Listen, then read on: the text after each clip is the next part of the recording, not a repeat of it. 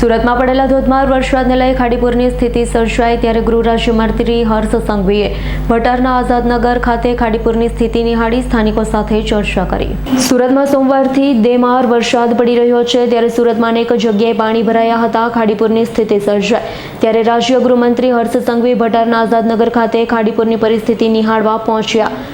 અનેક લોકોને સુરત પોલીસ અને ફાયર વિભાગ દ્વારા રેસ્ક્યુ કરી શોલ્ટેજ હોમમાં મૂકવામાં આવ્યા। હર્ષ સંઘવી દ્વારા લોકો સાથે વાત કરાઈ હતી। ભટાર ખાતે તમામ લોકો સાથે હર્ષ સંઘવીએ વાતચીત કરી પરિસ્થિતિનો તાગ મેળવ્યો તો ગૃહ રાજ્યમંત્રી હર્ષ સંઘવીએ જણાવ્યું છે કે ક્યારે વરસાદ આવ્યો ન હોય એવો વરસાદ આવ્યો છે। માત્ર 36 કલાકમાં 16 ઇંચ વરસાદ વરસ્યો। પાણી ઉતરતાની સાથે પાલિકાની ટીમ દ્વારા દાવા છટકાવવાની કામગીરી કરવામાં આવી છે। અમદાવાદની રથયાત્રા પૂર્ણ કરી તાત્કાલિક સુરત આવ્યો છું। મારા મત વિસ્તારની મુલાકાત લીધી હતી।